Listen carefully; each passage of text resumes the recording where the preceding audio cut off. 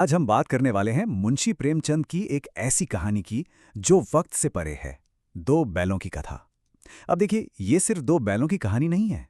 ये तो आज़ादी के लिए जो संघर्ष होता है ना, उसकी एक बहुत ही गहरी, दिल को छू लेने वाली दास्तान है। और इस कहानी का जो पूरा सार है ना, वो इसी एक लाइन में छिपा है।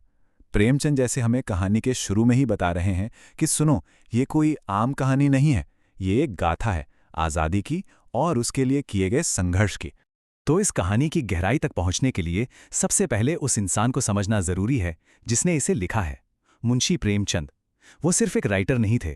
वो आज़ादी से पहले के उस दौर में, उस भारत में बदलाव की एक बहुत बड़ी, एक बहुत शक्तिशाली आवाज़ थे। उनका असली नाम था धनपत राय, पर हम सब उन्हें प्रेमचंद के नाम से जानते हैं। उनका विश्वास था कि एक कलम, एक लेखक की कलम पूरे समाज को बदल सकती है। और ये उनकी कहानियों में साफ दिखता है। किसानों का दर्द, मजदूरों की तकलीफ और आज़ादी की वो तड़प। सोचिए, उन्होंने तो असहयोग आंदोलन का हिस्सा बनने के लिए अपनी सरकारी नौकरी तक छोड़ दी थी। ये थे प्रेमचंद। तो चलिए, अब मिलते हैं इस कहानी के हीरोज से, हमारे नायक हीरा और मोती। देखिए, ये सिर्फ दो बैल नहीं हैं।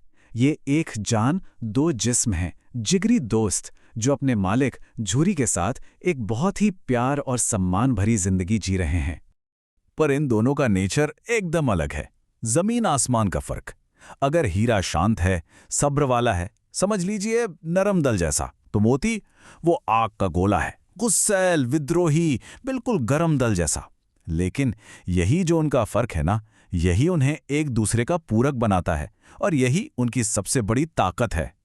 और फिर अचानक उनकी ये शांत सी दुनिया बिखर जाती है। उनके अपने मालिक झूरी उन्हें अपने ससुराल भेज देते हैं। यही वो पल है, यही वो टर्निंग पॉइंट है जहां से उनके संघर्ष का, उनकी आजमाइश का सफर शुरू होता है। बस यहां से शुरू हो जाता है उनकी परीक्षाओं का एक लंबा, न खत्म होने वाला सिलसिला। अपने घर से दूर वो एक के बाद एक कई मुश्किलों से टकराते हैं। सबसे पहले तो उनका पाला पड़ता है नए मालिक गया से, जहां प्यार की जगह मिलती है मार और भूख।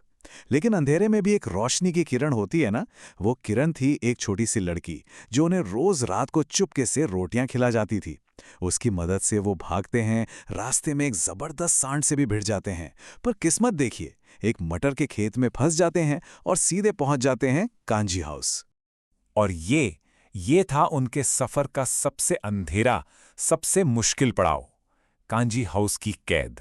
कांजी हाउस में हालत बहुत खराब थी।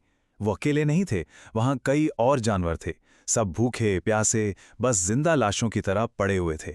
और यहां, इस निराशा के बीच, हीरा और मोती एक बड़ा फैसला करते हैं।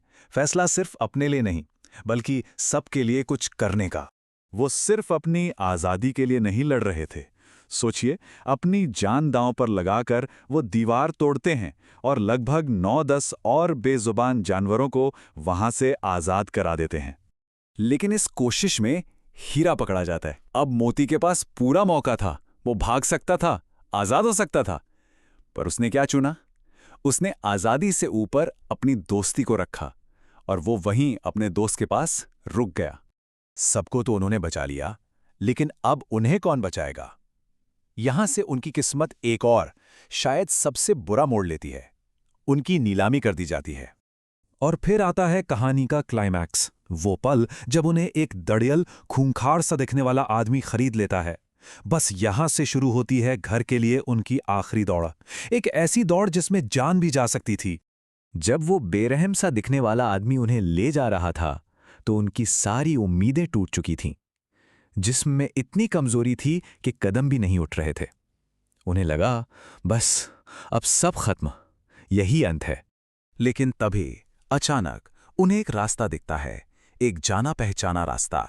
ये पहचान की, उम्मीद की पहली चिंगारी थी। अपने गांव की तरफ जाता वो जाना पहचाना रास्ता देखते ही ना जाने कहां से उनकी रगों में जैसे बिजली दौड़ जाती है। जीने की जो इच्छा मर चुकी थी वो जाग उठती है और सारी खोई हुई ताकत वापस आ जाती है। और फिर वो दौड़ते हैं, अपनी पूरी जान लगाकर दौड़ते हैं। उस दाढ़ियल आदमी की पकड़ से छूटकर वो बस उस एक मंजिल की तरफ भागते हैं जो उनके दिमाग में है, उनके दिल में है, घर। वो सीधे अपने मालिक झूरी के दरवाजे पर जाकर रुकते हैं। मोती उस दड़ियल को भी भगा देता है और आखिरकार उनका वो लंबा, कठिन, दर्दनाक सफ़र खत्म होता है। तो जैसा कि हम शुरू से कह रहे हैं, ये सिर्फ एक कहानी नहीं है, ये उससे कहीं ज्यादा है। चलिए अब इसके पीछे छिपे जो गहरे मतलब हैं उनको समझते हैं। ये कहानी हमें क्या सिखाती है? ये सिखाती है कि सच्ची आज़ादी वो मांगने से नहीं मिलती, उसके लिए लड़ना पड़ता है। ये सिखाती है कि दोस्ती और एकता में वो ताकत है जो बड़ी से बड़ी मुश्किल को भी हरा सकती है। और सबसे ज़रूरी बात, ये कहानी एक आईना है जो कहीं न कहीं उस वक्त हिंदुस्तान के अपने आज़ादी के संघर्ष की तस्वीर दिखाती है। और आखिर में ये कहानी हमें एक बहुत गहरे सवाल के साथ छोड़ जाती है। आखिर उस घर का मतलब ही क्या है जिसे हासिल करने के लिए इतना लंबा संघर्ष करना पड़े? आज़ादी और अपनेपन के इस रिश्ते पर सोचने के लिए ये कहानी हमें मजबूर कर देती है।